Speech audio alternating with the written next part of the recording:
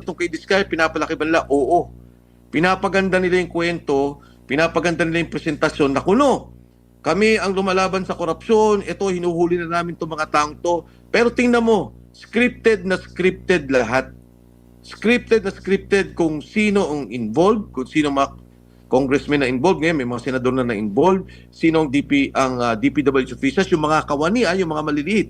In fact, to be fair, wala pa ako naririnig ng mga senador at congressman na pumasok na dun sa kaso. Pero kung titingnan mo, nandito lang sila sa isang kwento na ayaw nila talagang umabot sa kanila yung asapin na ito pala yung ginagawa sa pondo ng ating bansa.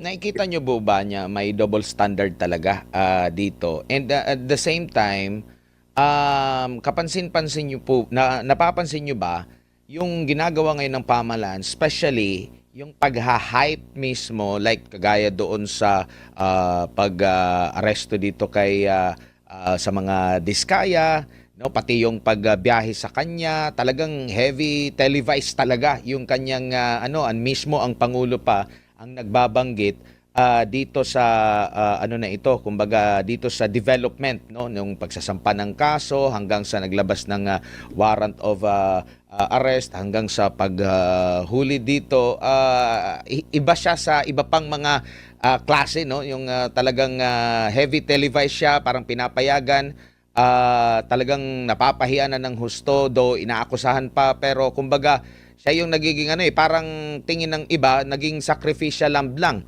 Dahil hindi nga ito yung big fish, Kong. Alam mo, Admar, si Diskaya may kasalanan talaga. At nagsalita naman siya na talagang ito yung binigyan niya ng pera ng mga congressmen.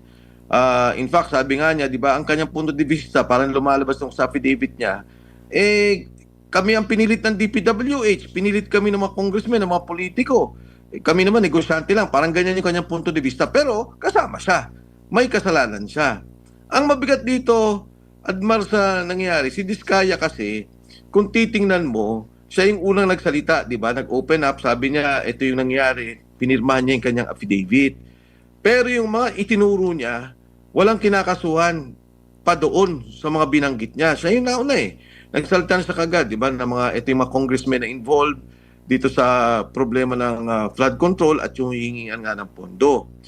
Ngayon, pagka naman inilagay mo yung kay Saldico, kasi yung kay Diskaya, kumbaga may sarili silang usapan ng mga congressmen at mga budget na kanilang pinag-uusapan. Pero yung kay Saldico kasi, yung kabuang pondo ng gobyerno, yung allocables, magkano ba yan?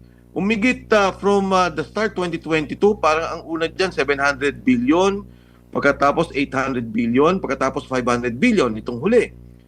So ito yung pinaglalaroan nila Congressman Saldico na pondo na inaayos nila kung kanino ibibigay at dito nga nagbunga yung ilang mga flood control projects. O dito nangyari pala yung flood control project karamihan sa mga allocables.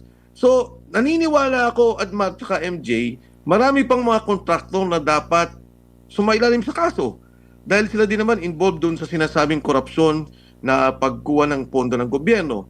Pero ang intindihin po natin ay yung kabuang pondo ng gobyerno, trilyon-trilyon po yan, sino ang kumakamada?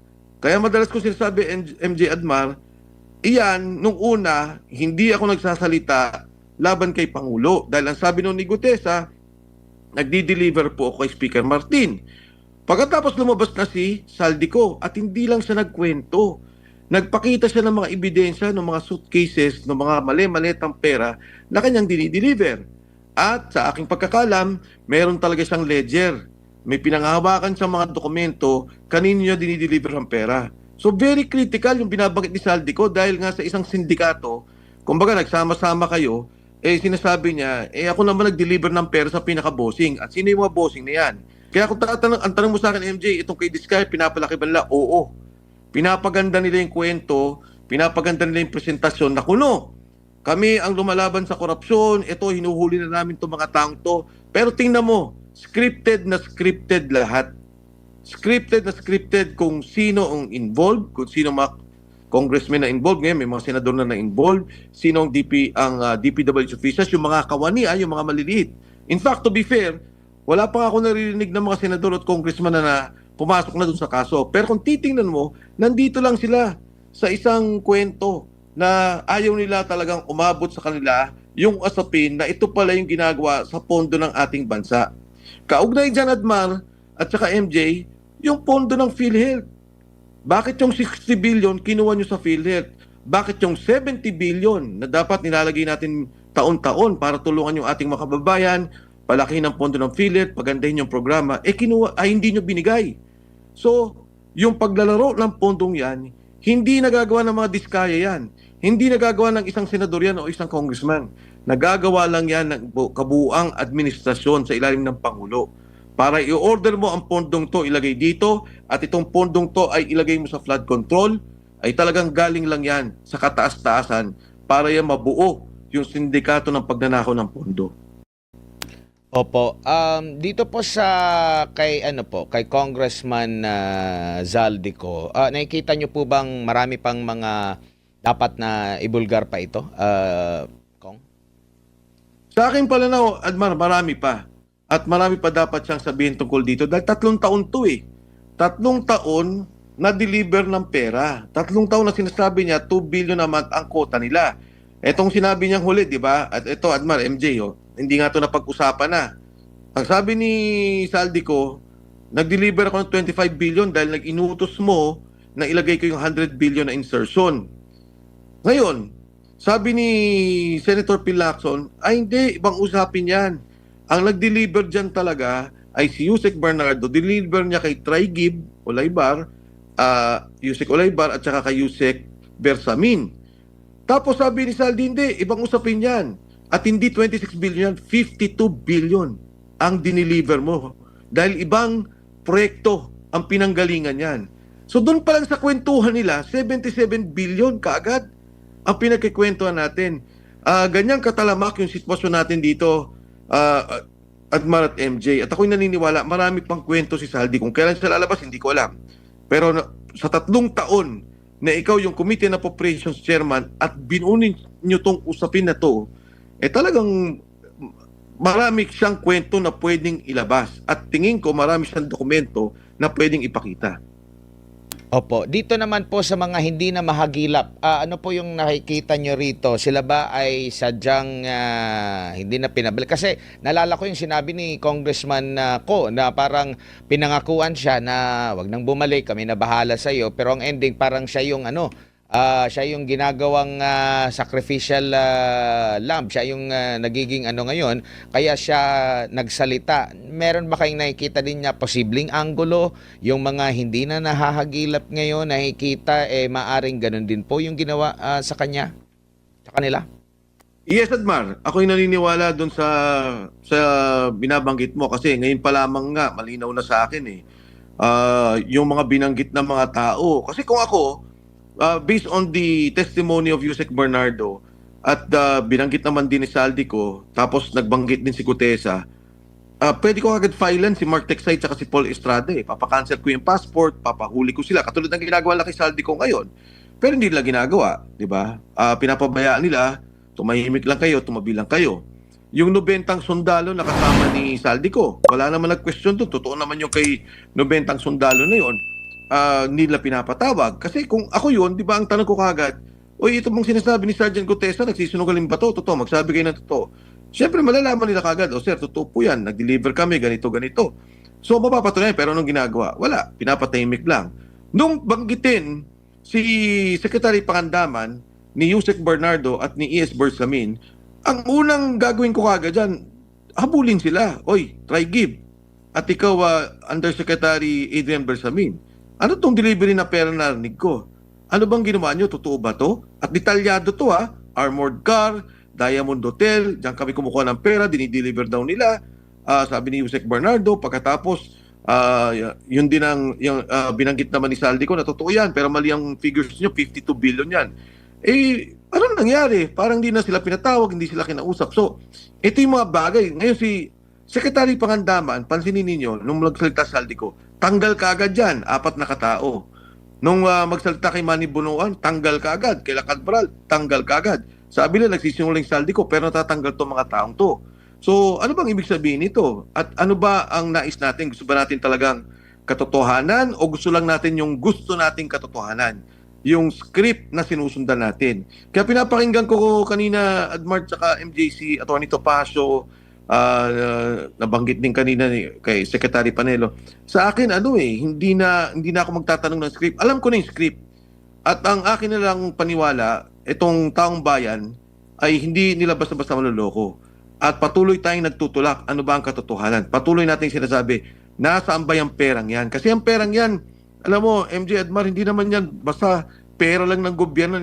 Buwis natin yun.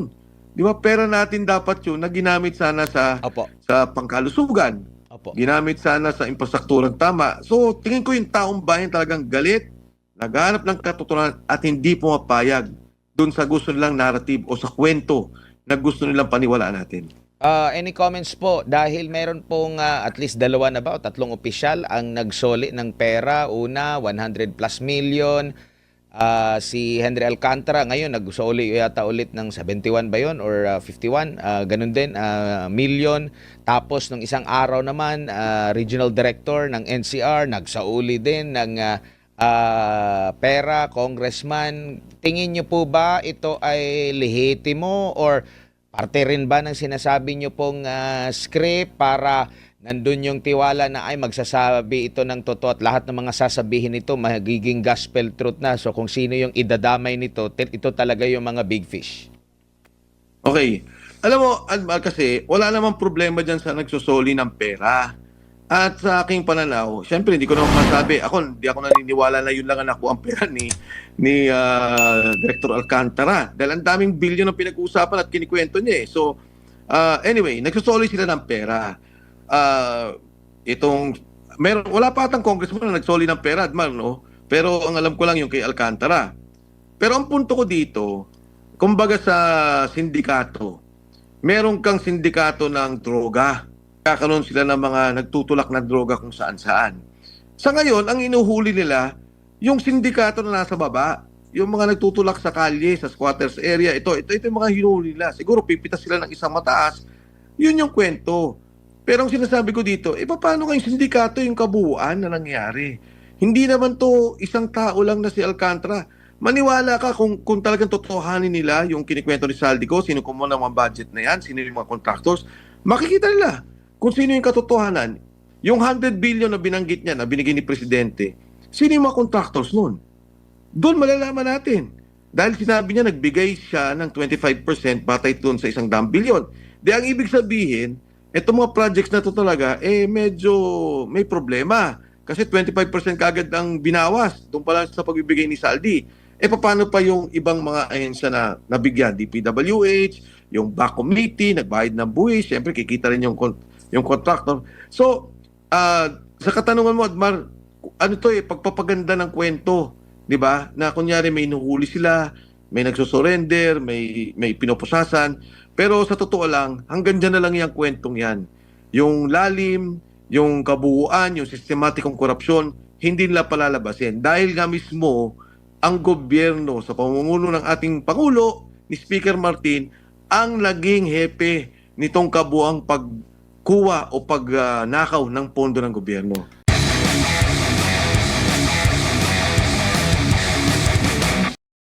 Ang